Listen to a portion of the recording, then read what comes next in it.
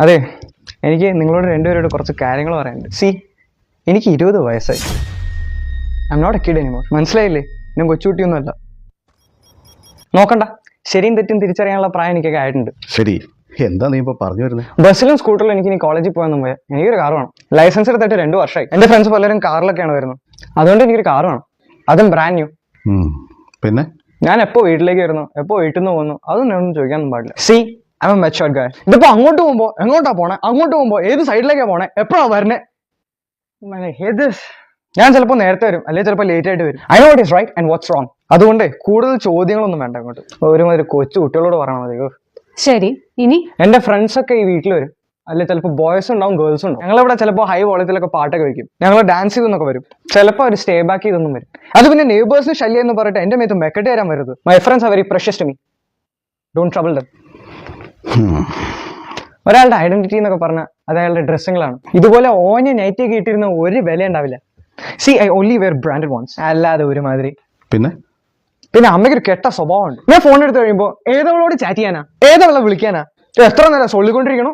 അത് കഴിഞ്ഞിട്ട് ഒരു ഫോൺ ചെക്ക് ചെയ്യല്. See man, I just can't tolerate this. നിങ്ങളൊക്കെ സ്പൈ വർക്ക് കാരണം ഞാൻ ബാത്റൂമിൽ പോയി സംസാരിക്കുന്നു. Guys, just leave me alone.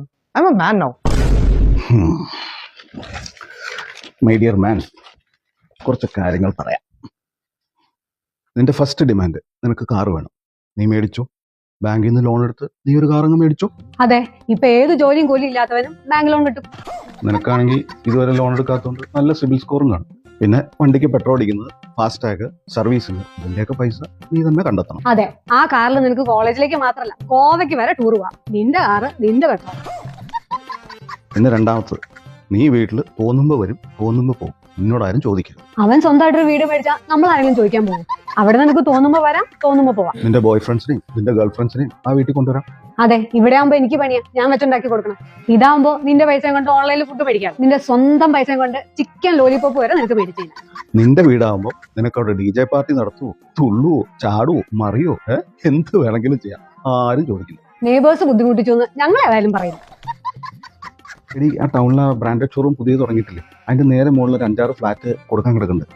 അത് മേടിച്ചാൽ നിനക്ക് താഴെയുള്ള ബ്രാൻഡഡ് ഷോറൂമിൽ നിന്ന് എന്ത് വേണമെങ്കിലും മേടിക്കാം. ബ്രാൻഡഡ് ജെട്ടി വരെ അവനിടാം. എടാ മോനെ, അവിടുന്ന് അമ്മയ്ക്ക് 2 ബ്രാൻഡഡ് ആയിട്ട് മേടിച്ചാണ് കേട്ടോ. എനിക്കോ ഇവക്കോ ഇവിടെ ആരെയും വീഡിയോ കോൾ ചെയ്യാനോ അല്ലെങ്കിൽ ചാറ്റ് ചെയ്യാനോ ഒന്നുമില്ല. നമുക്ക് വൈഫൈയുടെ ആവശ്യം പോലും ഇല്ല. മൊബൈൽ ഡാറ്റ ഉണ്ടെങ്കിൽ ഞങ്ങൾ സുഖമായിട്ട് ജീവിച്ചു പോകും. അത്രയ്ക്കുള്ള മെസ്സേജ് നമ്മൾ അയക്കണം. ഇനി ഇതൊന്നും അല്ല, നീ ഇവിടെ തന്നെ തുടരാനാ ഉദ്ദേശമെങ്കിൽ ആ വൈഫൈയുടെ ചാർജ് നീ കൊടുത്തേരെ, ആ മൊബൈൽ ഡാറ്റയുടെ ചാർജ് നീയും കൊടുത്തേക്ക്. നീ എത്ര നേരം വേണമെങ്കിൽ വിളിക്കുവോ, സൊല്ലുവോ, എന്ത് വേണമെന്ന് വെച്ചാൽ ചെയ്തോ. ഞങ്ങൾ മേടിച്ചെന്ന ഫോണാണെങ്കിൽ ഞങ്ങളത് ചെക്ക് ചെയ്യും. അവൻ കാശ് കൊടുത്ത് മേടിച്ച ഫോണാണെങ്കിൽ നമ്മളെന്തിനാ ചെക്ക് ചെയ്യാൻ പോണേ? അതിന്റെ ആവശ്യമില്ലല്ലോ. അവൻ ബാത്റൂമിൽ പോകേണ്ട ഒരു കാര്യമില്ല.